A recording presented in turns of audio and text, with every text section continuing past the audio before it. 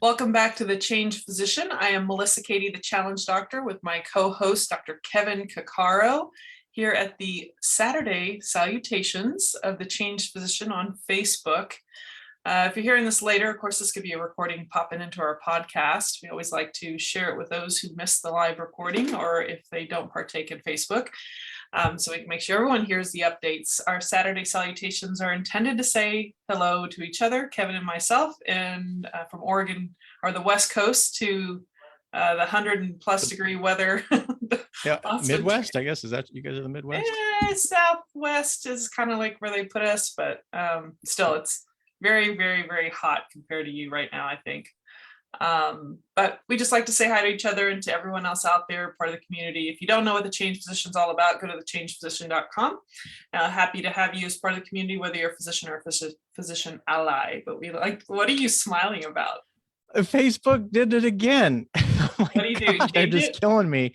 Yeah, they okay, so I have a personal page, I have a professional page, and then I have a business page.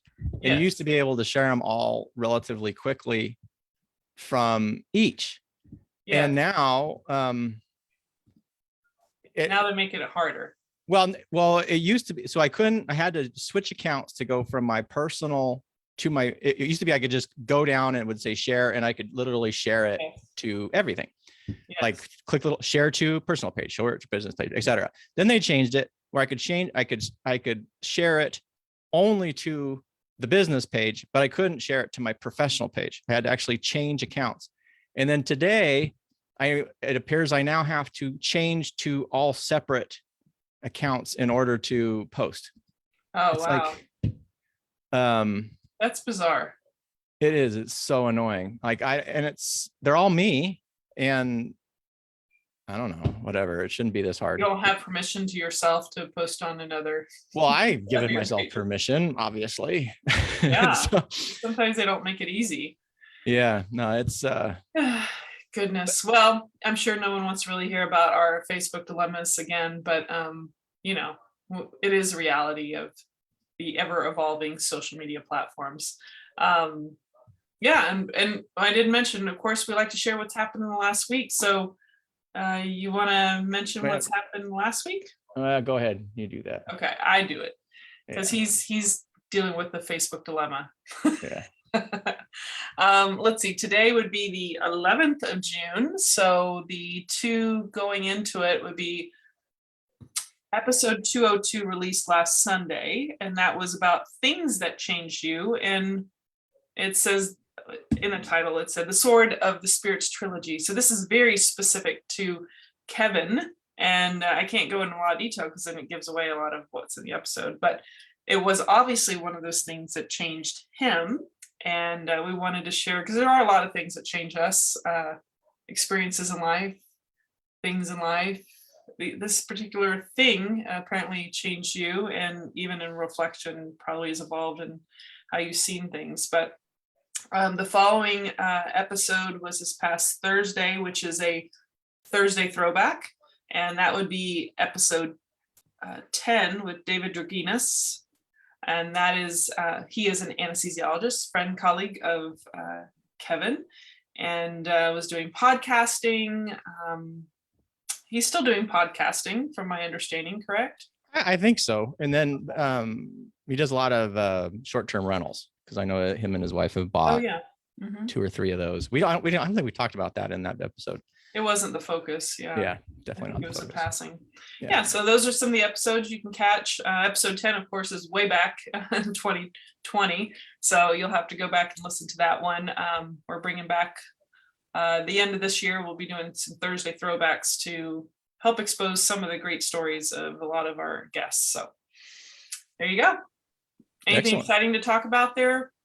No, other than I think those themes of things that change you. I know we have some episodes planned where we're going to be doing that. And I think it's interesting, and I hope you the listeners think it's interesting too, is there's these little innocuous moments in each of our lives that can really make a difference. And sort of reflecting back, was there a book that you read? There was a quote on the wall I had in 7th grade that has profoundly impacted my life. This book impacted my life. We're going to talk about in some places that have changed you, like travel is a good way to change you. So, it's just kind of interesting to reflect on that. And I think also the other part of that is to recognize that a lot of these brief interactions that we have, I can remember very brief interactions I've had with other people that they probably don't even remember. They were so innocuous to them that have had such a huge impact on my life. So it kind of reminds us, never diminish the power of the moment you have. So the words that you have can have profound meaning to someone else, so much more than you're anticipating, based on that interaction. So anyway. Yeah. Especially when they crave it or need it the most. You may not even know. Again, you may not even know what that moment is for them. So yeah. And I have to say, as a physician, I think you're in a privileged situation too, where you feel, I mean, people are needing your help, and it can go either way. I mean, the power of words, the power of what you say. And so it just made me think of just how, I remember when there's always those patients you see suddenly the light go on, or there's an appreciation or a realization of something that they never thought about, or the little simple things they could do. And you don't always, sometimes you find out at that visit, but sometimes you might find out later that you made a huge impact. And like you said, sometimes we minimize the value of just the smallest things. So yeah, I would agree. This past week, anything exciting happen? yes, lots of exciting things. In your world? Yeah, it was stressful. Mm, I will just leave it at that. okay. We'll leave it at that. So we're everything glad. turned out okay. But it was a bit of a stressful week for sure. Yeah. Yeah.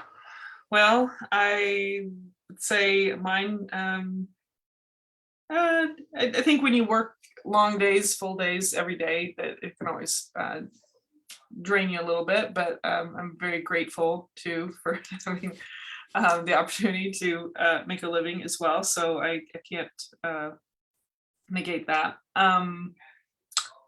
There was something I was going to bring up this past week, and I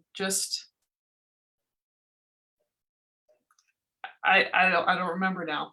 Well, it's okay. That's all right. It'll come to me eventually. Maybe it'll be on the next Saturday Salutations.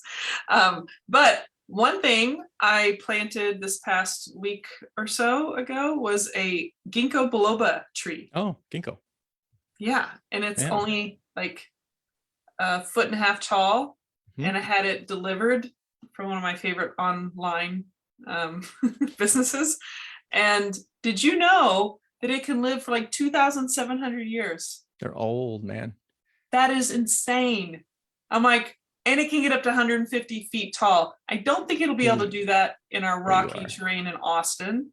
Yeah, but it should get taller than a 1.5 feet over several years. Yeah. I think if I can at least get it 20, 30 feet, it'll look amazing. And it's right in the middle of the yard where I'm like, I have a sprinkler system. I'm like, but apparently it does a deep tap root. So I wouldn't have to worry about, well, I don't know how deep it'll get with the rock, but anyway, I think it could at least get as tall as a house. So we'll see. But right now I've got a green little like filtered cover. So I'm like, this 105-degree weather is going to pummel it. But it's pretty resilient looking the way it handles some of this stuff. So the reason I'm bringing it up is to see if I can keep it alive, because I just killed my peanut butter fruit tree somehow after this past year. Oh, that's sad. I was all bummed. Yeah. Anyway, for my peanut allergy friends, I'm sorry. I could not keep. Does that cross allergenic? It's a acerola, ACEROLA. Like someone with a peanut butter allergy in a peanut butter fruit tree would trigger their allergies? So it's not truly peanut butter. It just has the taste of peanut. Oh, okay. Like peanut butter. Like it's I'd have to show you. It's like a little red fruit, and it has a pasty kind of interior, and it has a hint of like a peanut butter taste. I have not tasted one before, but I watched some videos of people biting into it. So they described it as almost like a peanut butter taste. Very cool. So, yeah. So if anyone lives out in zone 9 or 10, I'm in zone 8B, and you're successful at that, I would love to taste one. But I probably need some help. I don't know if I can do 8B. I kept it in for the winter, but I don't think it's going to survive. I can't believe I sit here and talk about plants. I never would have thought that it's funny how your hobbies can evolve. I mean, here, just bring it right back around to the change position. I take great pride and fun in trialing out stuff. Are you looking at it right now? No, now I'm trying to, because I've looked this up multiple times and like, what zone are we in? Oh, we're in 8B. You're in 8B? Yes. We're supposedly in 8B. Our weather is not the same. I think it has to do with the how cold it gets. Oh, okay. So from a protection from freeze. Oh, okay. But you guys yeah. get a much better blend of like rainfall, I think, than we do. We tend to drought out. So yeah, look at that. Okay, I'm looking at this weird mappy thing. it's kind of funny the way it 8B, because you're close to 9 then, zone 9, or no? I don't know how close, but yeah, I never even knew there was an 8A and 8B, but yeah. So for those of you that are wondering what the heck we're talking about, if you ever order plants to be delivered, you need to make sure that they're kind of meant to grow in your zone, or they might have to be protected a lot in like a patio or sunroom or indoors. But it does make me kind of wonder with climate change and the different, how things are so much hotter now, because if we were just thinking about freezing, but now you really have to think about what the summer temperatures are. Yeah. And that's what made me think, because you guys are on a heat wave, and we've had the last May, even through now, it's raining now. This has been actually really cold. I mean, not freezing or anything, but like, it's not uncommon to have 50-degree weather right now. Well, wow. It is uncommon right now. It's cold, colder than usual. So, yeah, I don't know. It's interesting. I'm interested to kind of see how that goes, because you got to plant at 105 degrees for most of the summer, or 100 plus. That's a hardy plant that needs to be able to stick that out. Yeah, it's pretty brutal. I mean, that's why I was like, I have some things kind of with a little cloth over it just to break up that sun beating on it as much. But man, you feel like you got to water it almost every day just to keep it, at least let it thrive. It's always like it wakes back up in the like October time frame, November, when it starts cooling off. It's like you can tell the plant's like, oh, okay, now this is my style. I'm ready this now. 105 thing, I'm like, I'm stagnant or I'm gonna die. That's kind of what a lot of them do. But where do you guys get your water? Well, we have, let's see, Pedernales. I always get confused, but we got the aquifer. I don't know how everything gets siphoned off. I'm gonna really show my ignorance on live. But a lot of our water, like there's these Inks lakes, and all the different lakes are kind of man-made by dams, and so it all kind of trickles in. We got the Colorado River, we got but we got the aquifer. I don't know how much is taken from where, honestly. Yeah, good question.